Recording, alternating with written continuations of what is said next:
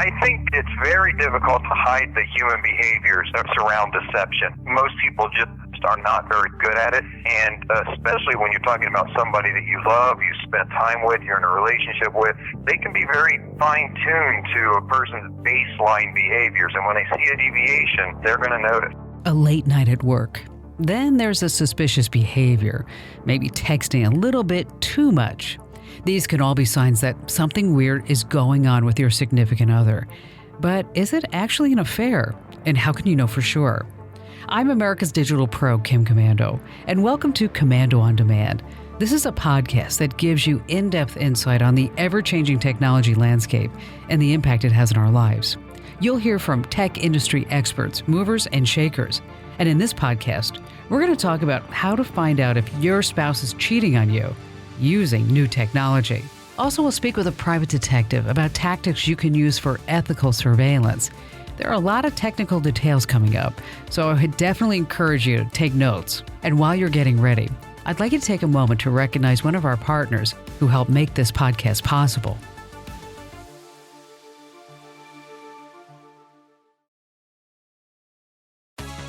Okay, so what are the signs that Old Faithful has been a bad dog?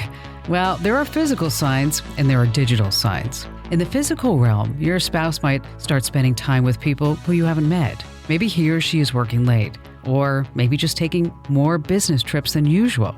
You can also look for a change in clothes or hairstyle. And here's an interesting one. Trips to the tanning salon. Yes, I guess somehow being tan is somehow construed as being sexier. Or what about a new perfume, a new cologne, or a strange hobby?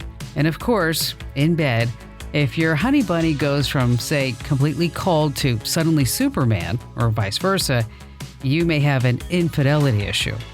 Of course, Viagra and steroids notwithstanding. But whatever your case, new technology opens up a whole new world of clues. Technology can help you to decide whether the first step is to start simply observing your sweetums and his and her gadget habits. If calls and texts are coming in while you're both asleep, get this, there's a 44% chance that something fishy is going on. If your lover boy refuses to share or suddenly changes all of his passwords, there could be something happening.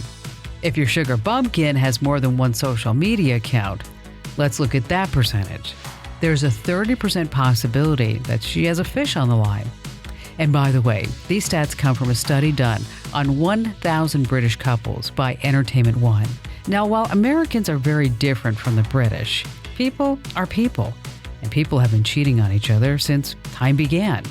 So let's just say you're really suspicious. Something doesn't feel right. You have some evidence, but not enough. You can't shake the feeling. It's breaking your heart, and you need to know the truth. Fair enough. But you also need to know federal and state eavesdropping and hacking laws. You definitely don't need to be charged with spying or hacking, on top of the heartbreak that you're already suffering. So if you're not sure, do your research. Consult with an attorney. And so long as you feel and believe that you are legally safe, and keep in mind, I can't give you legal advice, it's time to start investigating. And the best place to start, well, it's with the thing that your spouse is keeping near and dear to his and her heart at all times. Maybe it's not you anymore, it's the smartphone. Almost everything your loved one does can be traced through technology if you follow the right trail of crumbs. Most phones have some form of location technology built right into them.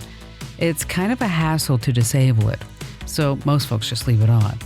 If you're using an iPhone, a connection to the Apple Family account is a great source for finding a phone's location. If your family account enables location sharing, you can find the phone by just logging on to iCloud.com. You click on Find My iPhone or use the Find My Friends app. If your spouse is using an Android phone and is logged on to Google at the same time on a shared computer, you can actually type in Find My Phone into the search bar and boom, the phone's whereabouts just pop up. Some people also forget to close their Google browsing windows, so this becomes a really simple place to start. So let's start out by finding where your spouse has traveled today. There should be a previous destinations menu on either the navigation system or the Google timeline. On Android, look a little bit deeper into the Google Maps section. On an iPhone, you really need to look around. They seem to be hidden. And once you find the locations, you'll be like, wow, I had no idea that was even there. Let me tell you how to find it. And if you have any questions afterwards, later on this podcast, I'm going to tell you where you can find the instructions just written out in detail for you. So if you have an iPhone, first go to Settings, then go to Privacy. Okay, Location Services. Then you need to scroll down. You're going to find something that's called System Services.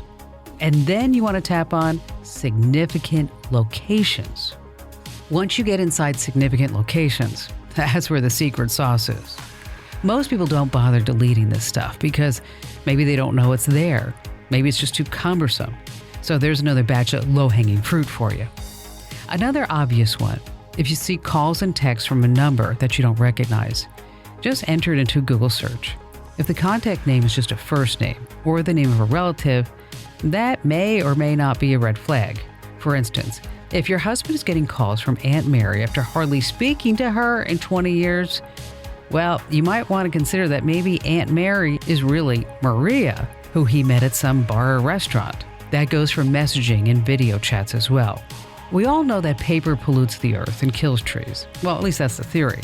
So if someone wants to send a love letter to the other woman or the other man, text and email is the green way to go. But these text messages and email, wow, they leave one heck of a digital trail. First of all, cheaters like to keep them for an ego boost or whatever.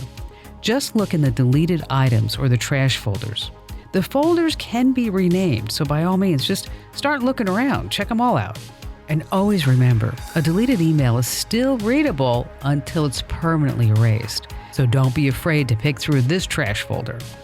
Now, if you find Snapchat or another messaging app on your spouse's phone, especially those apps that you don't use with each other, you might want to try and log in, just to see what's going on in there. There are actually tons of apps that are designed to hide an affair, believe it or not. They have names like Vaulty Stocks, Sly Dial, Hush, and Nosy Trap. Watch out for Nosy Trap. It's designed to take a photo of anyone who tampers with the device. Voicemails can be stored visually. They can be stored online, and they can be forwarded by adding a Google Voice number. A lot of folks use Google Voice to start having private voicemails. Google transcribes voicemails by default. All right, it's not the best transcription I've ever seen, but it's enough to let you know it was said. Browser histories are a good indication of integrity and character. If there's been some unsavory activity, you'll find it there. If maybe someone downloaded a suspicious file, you're going to find it there too. If he or she says that they have a business trip to Cleveland, Ohio, but there's pricing hotel rooms in Cabo on Google, you're going to find evidence there. By the way, be sure to check your frequent flyer mile statements. That trip to Cabo could be listed there too. Browser bars also store recent searches and frequently visited sites. So try this next tip. I bet you it's something that you never even thought of. What you want to do is go to the browser bar on the phone, tablet, computer, you name it. Head over to google.com or just do it in the browser bar. And then I want you to start typing the letters alphabetically from A to Z. Wow. Just imagine what you're going to see there. Anything that somebody has typed in, you're going to actually know. And while you're rooting around in the browser history, check for visits to cloud-based file backup services. They've got names like Dropbox, Files Anywhere, or iCloud. Those are excellent secret stash places. Did you know that a lot of these sites allow you to restore files that have been deleted? That's right. Hey, fun times. Another way to hide photos are through storage apps like KeepSafe, Vault, and Hide It Pro.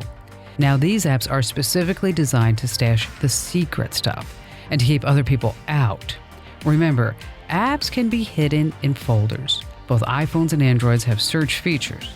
On your iOS, tap the middle of the screen and swipe down. On Android, there's a menu in the app drawer.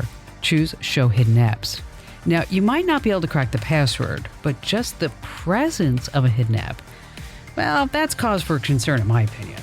And don't forget about power, baby. Yes, power is a dead giveaway.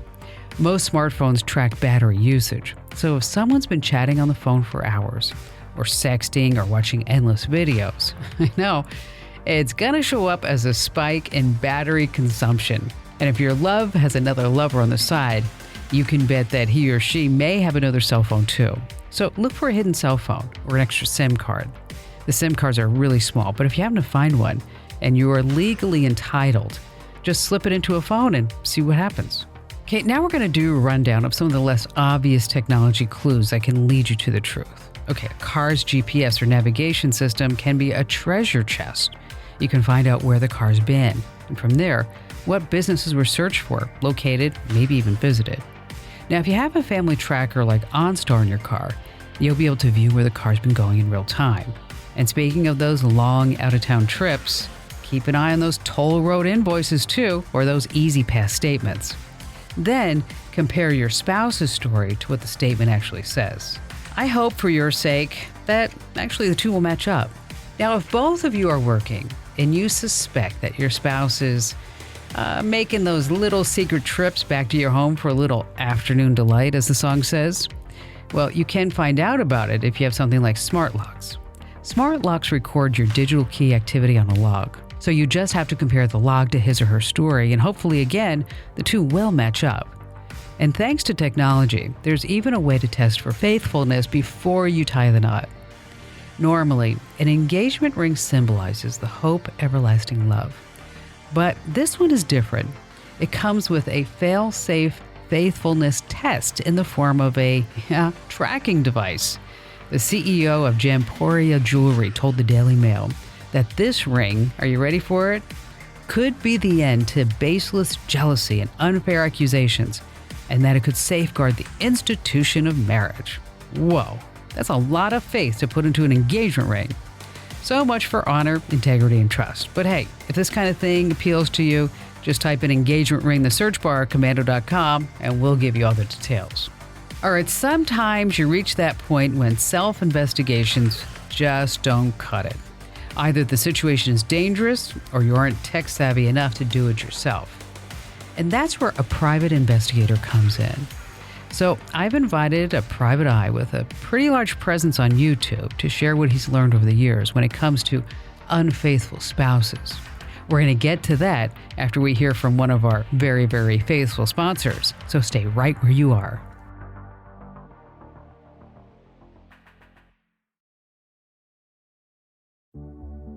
Hey, welcome back. I want to introduce you to our guest, award-winning author, educator, and private investigator Larry Kaye. Larry Kaye calls himself the been there, done that. He's written a #1 bestseller called 51 Dirty Tricks Bad Guys Really Hate, Sneaky Tactics Used by Police, Private Investigators, and Bounty Hunters. Whoa, there's a title for you. But he's the nicest guy, and he's also been through some very scary things. Let's just say in his line of work, he's been to the edge once or twice. Larry also created the Investigator Ultimate Guide series, and on this site, he teaches people how to conduct ethical investigations, even under the most severe circumstances. Hey, Larry, thanks for being on the podcast. Thank you, Jim. I'm glad to spend some time with you. So as a private detective, you must have to deal with some, I guess you'd say, very interesting situations between spouses. What makes people believe that their spouses are cheating on them? Do they have to find evidence? Is it the phone or the computer or what? Or is it just kind of this feeling that they might have inside that something is up? It's kind of interesting because the cheaters tend to think that some of the technology will help protect them or hide what they're doing.